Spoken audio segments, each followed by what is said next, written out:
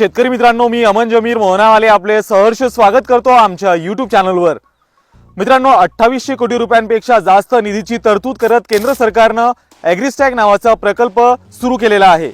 या प्रकल्पाच्या माध्यमातून देशभरातील शेतकरी बांधवांना एक शेतकरी विशिष्ट ओळखपत्र अर्थात फार्मर युनिक आयडी दिला जात आहे, ज्याच्या माध्यमातून शेतकरी बांधवांना बरेचसे फायदे होतील असे सांगण्यात येत आहे। तर हा फार्मर युनिक आयडी नेमका काढायचा कसा, कुठे काढायचा, त्यासाठी कागदपत्रे काय काय लागतील, तसेच या फार्मर युनिक आयडीचे फायदे काय आहेत, ही सर्व माहिती या ठिकाणी आपण सविस्तरपणे या व्हिडिओमध्ये जाणून घेणार आहोत। तर त्यासाठी हा व्हिडिओ शेवटपर्यंत नक्की पहा। आपल्या YouTube चॅनलवर तुम्ही पहिल्यांदा आला असाल तर चॅनलला सबस्क्राइब करून घ्या, नोटिफिकेशन बेल नक्की दाबा आणि व्हिडिओ माहितीपूर्ण आणि उपयुक्त वाटल्यास व्हिडिओला लाईक करा आणि जास्तीत जास्त शेतकरी बांधवांपर्यंत हा व्हिडिओ नक्की शेअर करा, कारण हा फार्मर युनिक आयडी प्रत्येक शेतकऱ्याला बनवणे आवश्यक ठरणार आहे, त्यामुळे शेतकरी बांधवांपर्यंत ही माहिती पोहोचलीच पाहिजे। तर चला सुरू करूयात हा अत्यंत महत्त्वाचा व्हिडिओ।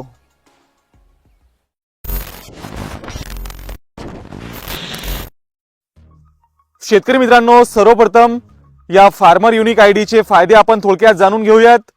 मित्रांनो, शेतकरी बांधवांना सर्व शासकीय योजनांचा लाभ घेण्यामध्ये सुलभता यावी यासाठी हा फार्मर युनिक आयडी तयार केला जात आहे। ज्याप्रमाणे एखाद्या व्यक्तीचं आधार कार्ड असते, त्याचप्रमाणे आपल्या शेतजमिनीचं हे आधार कार्ड म्हणजे फार्मर युनिक आयडी असणार आहे। ज्याप्रमाणे एखाद्या व्यक्तीचं आधार कार्ड आपण या ठिकाणी एंटर केलं एखाद्या पोर्टलवर, तर त्याची सर्व माहिती येऊन जात असते। त्याचप्रमाणे यापुढे आता ज्या काही शेतकरी योजना असतील किंवा इतर काही शासकीय योजना असतील, त्या ठिकाणी फार्मर युनिक आयडी टाकला तर त्या शेतकऱ्याचं जे काही शेतजमिनीचा तपशील आहे सर्व या ठिकाणी ऑटोमॅटिक येऊन जाईल। त्याकरिताच हे फार्मर युनिक आयडी तयार केला जात आहे। यामुळे काय होईल की प्रत्येक योजनेमध्ये शेतकरी बांधवांना म्हणजे जास्त काही अडथळे येणार नाहीत आणि त्यांना त्या योजनेचा फायदा घेण्यामध्ये सुलभता येईल। तुम्ही ऐकलंच असेल की पीएम किसान सन्मान निधी योजनेकरिता आता हे फार्मर युनिक आयडी आवश्यक ठरणार आहे। त्यामुळे तुम्ही समजू शकता की प्रत्येक योजनेमध्ये हे किती आवश्यक ठरणार आहे। त्यामुळे प्रत्येक शेतकरी बांधवांनी या ठिकाणी हे फार्मर युनिक आयडी बनवून घ्यायचा आहे। आता यासाठी तुम्हाला आणखीन काही थोडक्यात फायदे आपण सांगतो तुम्हाला। तर मित्रांनो, पीक कर्ज घेण्यामध्ये जे काही अडचणी येत असतात ती अडचण सुद्धा यामुळे येणार नाही असे सांगण्यात येत आहे। सोबतच तुम्ही या फार्मर युनिक आयडीच्या साहाय्याने अगदी सहजरित्या तुमचं हमी भावाने आपलं शेतमाल या ठिकाणी विकू शकता। त्यासाठी त्या पोर्टलवर फार्मर युनिक आयडीची गरज यापुढे आता पडणार आहे। तर हे काही फायदे आपण एका सेपरेट व्हिडिओमध्ये सर्व फायदे व्यवस्थितरित्या समजून घेऊयात। आता हे फार्मर युनिक आयडी नेमका तयार कुठे करायचा, तर मित्रांनो लक्षात असू द्या, सुरुवातीला जेव्हा हा ॲग्रीस्टॅग प्रकल्प सुरू झाला तर तेव्हा शेतकरी नोंदणी करून स्वतः शेतकरी आपल्या मोबाईलवरच हा फार्मर युनिक आयडी तयार करत होते, परंतु काही अडचणी येत होत्या। त्यामुळेच सरकारने या ठिकाणी आता फक्त सीएससी केंद्रावर या ठिकाणी नोंदणी सुरू केलेली आहे। तुम्ही तुमच्या नजीकच्या सीएससी सेंटरवर जाऊनच हे फार्मर युनिक आयडी या ठिकाणी काढू शकता। तर यासाठी कागदपत्रे काय काय लागतील, तर सर्वप्रथम तुमच्या आधार क्रमांकाला मोबाईल क्रमांक लिंक असणे आवश्यक आहे। जर तुमच्या आधार क्रमांकाला मोबाईल क्रमांक लिंक असेल तर तुम्हाला कोणत्याच कागदपत्राची गरज पडणार नाही, कारण 7/12 उतारा असेल किंवा 8 उतारा असेल हे तर तुम्हाला गट नंबर तुमचा खाते क्रमांक तुम्हाला माहित असतोच आणि पोर्टलवर ऑटोफिल पद्धतीने तो येत सुद्धा आहे, तुम्हाला फक्त व्हेरीफाय करायचा आहे। त्यामुळे तुम्हाला नजीकच्या सीएससी सेंटरवर जाताना तुमचा मोबाईल क्रमांक जो आधार क्रमांकाला लिंक आहे तो सोबत घेऊन जायचा आहे आणि आपलं आधार कार्ड या ठिकाणी घेऊन जायचं आहे।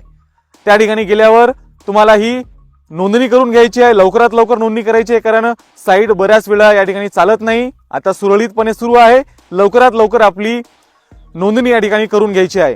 तर आता ही फार्मर युनिक आयडी नेमकं बनवायचं कसं सीएससी मध्ये हे आपण आता या ठिकाणी पाहूयात। मित्रांनो, ॲग्रीस्टॅग नावाचं हे पोर्टल आहे, याची लिंक व्हिडिओच्या डिस्क्रिप्शन मध्ये देण्यात आलेली आहे। अशा प्रकारे हे पोर्टल ओपन होईल। तर या ठिकाणी तुम्ही याचा इंटरफेस पाहू शकता, डॅशबोर्ड देण्यात आलेला आहे, एनरोलमेंट स्टेटस चेक करण्यासाठीचा पर्याय आणि लॉग इन विथ सीएससीचा आहे। तर या ठिकाणी शेतकरी नोंदणी ही डिसेबल करण्यात आलेली आहे, शेतकरी स्वतः नोंदणी करू शकत नाही। त्यासाठी लॉग इन विथ सीएससी या पर्यायावर क्लिक करूनच नोंदणी करता येईल। लॉग इन विथ सीएससी या पर्यायावर क्लिक केल्यावर सीएससी लॉग इन होऊन जाईल आणि हा फार्मर रजिस्ट्रेशन फॉर्म जो आहे तो ओपन होऊन जाईल। तर या ठिकाणी सर्वप्रथम शेतकऱ्यांचं आधार प्रमाणीकरण पूर्ण करून घ्यायचं आहे। तर यासाठी ओटीपी किंवा बायोमेट्रिक या दोन्ही पद्धतीने शेतकऱ्यांचं प्रमाणीकरण करता येईल, परंतु जास्तीत जास्त ओटीपी द्वारेच करण्याचा प्रयत्न करावा, कारण बऱ्याच वेळा या ठिकाणी बायोमेट्रिक येत नाही। आधार क्रमांक टाकून शेतकऱ्यांचं आधार प्रमाणीकरण पूर्ण करून घ्यायचं आहे, त्यानंतर मोबाईल व्हेरिफिकेशन पूर्ण करून घ्यायचं आहे। तर या ठिकाणी माझं नोंदणी आधीच झालेली होती, त्यामुळे मी कंटिन्यू एडिटिंग या पर्यायावर क्लिक करणार आहे। परंतु तुम्हाला या ठिकाणी सुरुवातीला आधार प्रमाणीकरण आणि त्यानंतर मोबाईल व्हेरिफिकेशन करून घ्यायचं आहे। तर अशा प्रकारे ही सर्व प्रक्रिया पार पडल्यानंतर आधार ऑथेंटिकेशन आणि तुमचं मोबाईल व्हेरिफिकेशन पार पडल्यानंतर सर्व वैयक्तिक माहिती शेतकऱ्यांची भरून घ्यायची आहे। तर या ठिकाणी पाहू शकता आधार कार्डवर ज्याप्रमाणे आहे त्याचप्रमाणे सर्व माहिती या ठिकाणी भरून घ्यायची आहे आणि मॅच स्कोर हा जास्तीत जास्त आला पाहिजे असा प्रयत्न करावा। या ठिकाणी कास्ट कॅटेगरी निवडायची आहे शेतकऱ्यांची। तर लक्षात असू द्या, तुम्ही जर जनरल सोडून इतर कॅटेगरी निवडली तर तुम्हाला कास्ट सर्टिफिकेटचा क्रमांक सुद्धा टाकायचा आहे, परंतु तो अनिवार्य नाही, त्यामुळे नाही टाकला तरी चालेल, परंतु कास्ट कॅटेगरी शक्यतोवर जी आहे तीच निवडावी। त्यानंतर या ठिकाणी रेसिडेन्शियल डिटेल्स टाकून घ्यायचे आहेत आणि त्यानंतर सर्वात महत्त्वाचा भाग आहे तो म्हणजे लँड रेकॉर्ड जो आहे तो या ठिकाणी सिलेक्ट करायचा आहे आपल्याला।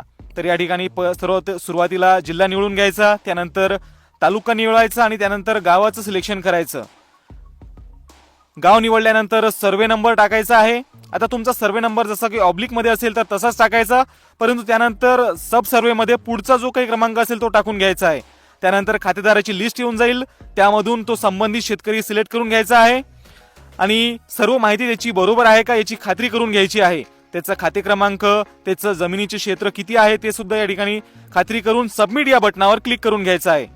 सबमिट या बटनावर क्लिक झाल्यानंतर आपल्याला ही सर्व माहिती पुन्हा एकदा व्यवस्थितरित्या चेक करून घ्यायची आहे आणि व्हेरीफाय ऑल लँड या पर्यायावर क्लिक करून आपलं जमिनीचं व्हेरिफिकेशन पूर्ण करून घ्यायचं आहे। त्या ठिकाणी जमिनीचं व्हेरिफिकेशन पूर्ण होऊन जाईल। त्यानंतर काही कन्सेंट बॉक्स दिलेले आहेत, काही सूचना आहेत, त्यावर क्लिक करून घ्यायचं आहे। त्यानंतर ही सर्व माहिती एकदा शेतकऱ्यांना सुद्धा सांगायची आहे की त्यामध्ये काय सांगितलेलं आहे। त्यानंतर डिक्लेरेशन बाय सीएससी ऑपरेटर यामध्ये टिक करून आणि डिक्लेरेशन बाय सीएससी फार्मर यावर टिक करून तुम्हाला तुमचा फॉर्म सेव्ह करून घ्यायचा आहे। तर सर्व माहिती व्यवस्थित भरली आहे की नाही ते पुन्हा एकदा चेक करायचं। काही त्रुटी असेल तर तुम्हाला आत्ताच एडिट करता येते, परंतु सेव्ह केल्यानंतर मात्र काही एडिट करता येत नाही जोपर्यंत अप्रुव्हल किंवा डिसअप्रुव्हल मिळत नाही तोपर्यंत।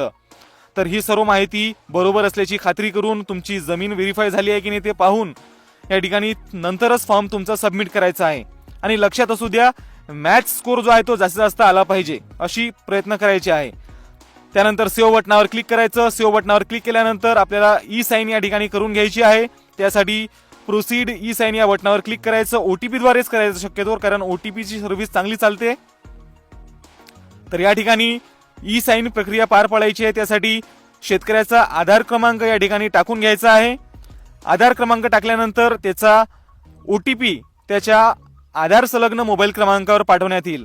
तर तो ओटीपी आल्यानंतर तो ओटीपी इथे या ठिकाणी टाकून घ्यावा। ओटीपी टाकल्यानंतर तुम्हाला कन्सेंटवर आपोआपच क्लिक होऊन जाईल ओटीपी टाकल्यावर। आणि शक्यतो ओटीपी नाही आला लवकर तर पुन्हा प्रयत्न करायचं, परंतु ओटीपी येतेच, आता साईड व्यवस्थित सुरू आहे। त्यानंतर सबमिट बटनावर क्लिक करून घ्यायचं आहे। सबमिट बटनावर क्लिक केल्यानंतर तुमचा फॉर्म जो आहे तो पूर्णपणे सबमिट होऊन जाईल आणि शेतकऱ्याचं रजिस्ट्रेशन या ठिकाणी पूर्ण होऊन जाईल आणि त्यांना एक एनरोलमेंट आयडी या ठिकाणी मिळणार आहे। तर ही एनरोलमेंट आयडी तुम्हाला या ठिकाणी जतन करून ठेवायची आहे। शक्यतोवर त्याची पीडीएफ या ठिकाणी डाउनलोड करून घ्यायची आणि पीडीएफ सेव्ह करून त्याची प्रिंट शेतकरी बांधवांना देऊन द्यायची आहे। प्रिंट दिल्यानंतर शेतकरी बांधवांना सांगायचं आहे की त्यांची एनरोलमेंटची प्रक्रिया इथं पूर्ण पडलेली आहे, पूर्ण झालेली आहे। त्याचं अप्रुव्हल त्यांना आता तलाठी स्तरावरून मिळेल तेव्हा त्यांना फार्मर युनिक आयडी या ठिकाणी मिळणार आहे। तर अशा प्रकारे ही सर्व पावती जी असेल, समजा जी फॉर्म सबमिट झाल्यानंतर जी पावती निघत आहे ती शक्यतो सेव्ह करून घ्यायची आणि त्याची प्रिंट काढून शेतकरी बांधवांना या ठिकाणी द्यायची आहे। तर शेतकरी मित्रांनो, अशा प्रकारे सीएससी केंद्रावर जाऊन तुम्ही तुमचं शेतकरी विशिष्ट ओळखपत्र अर्थात फार्मर युनिक आयडी तयार करू शकता। लक्षात असू द्या मित्रांनो, तुम्ही स्वतः तुमच्या मोबाईलवर हे फार्मर युनिक आयडी तयार करू शकत नाही, त्यासाठी तुम्हाला सीएससी केंद्रावर जाऊनच हे फार्मर युनिक आयडी तयार करून घ्यायचं आहे। त्यामुळे आपल्या नजीकच्या सीएससी सेंटरवर जा आणि तात्काळ आपलं फार्मर युनिक आयडी तयार करून घ्या। या ठिकाणी फार्मर युनिक आयडी साठी रजिस्ट्रेशन झाल्यानंतर अशा प्रकारची पावती तुम्हाला मिळणार आहे। तर या पावतीमध्ये एनरोलमेंट नंबर असेल, तो एनरोलमेंट नंबर या ठिकाणी जतन करून ठेवायचा आहे। त्यानंतर हा जो एनरोलमेंट आयडी मिळाल्यानंतर तुमचा जो काही रजिस्ट्रेशन फॉर्म असेल तो अप्रुव्हलसाठी वरील स्तरावर जाणार आहे, म्हणजे तलाठी स्तरावर जाईल। त्यानंतर तलाठ्यांनी अप्रुव्हल दिल्यानंतरच तुमचं फार्मर युनिक आयडी या ठिकाणी जनरेट होणार आहे। त्यामुळे यासाठी साधारणतः 1 ते 2 महिन्यांची प्रोसेस सुद्धा असणार आहे। सर्व 1 ते 2 महिने सुद्धा लागू शकतात तुमचं फार्मर युनिक आयडी जनरेट होण्यासाठी। तर मित्रांनो, अशा प्रकारे अतिशय सोप्या पद्धतीने तुम्ही तुमचं फार्मर युनिक आयडी काढू शकता। आशा करतो की तुम्हाला ही सर्व माहिती समजली असेल। तुमचे इतरही काही प्रश्न असतील तर ते कमेंट करून नक्की विचारा। त्या संबंधीचा सविस्तर व्हिडिओ सुद्धा आपण बनवण्याचा नक्कीच प्रयत्न करू। आणि हा व्हिडिओ माहितीपूर्ण आणि उपयुक्त वाटला असेल तर व्हिडिओला लाईक करा, प्रत्येक शेतकऱ्यांपर्यंत हा व्हिडिओ पोहोचवा, तुमच्या व्हॉट्सअप ग्रुप्सवर शेअर करा आणि चॅनलला तुम्ही आतापर्यंत सबस्क्राईब केलेलं नसेल तर सबस्क्राईब करून घ्या, नोटिफिकेशन बेल नक्की दाबा। तर आजच्या व्हिडिओमध्ये एवढंच, भेटूयात पुढील व्हिडिओमध्ये नवीन माहितीसह। धन्यवाद।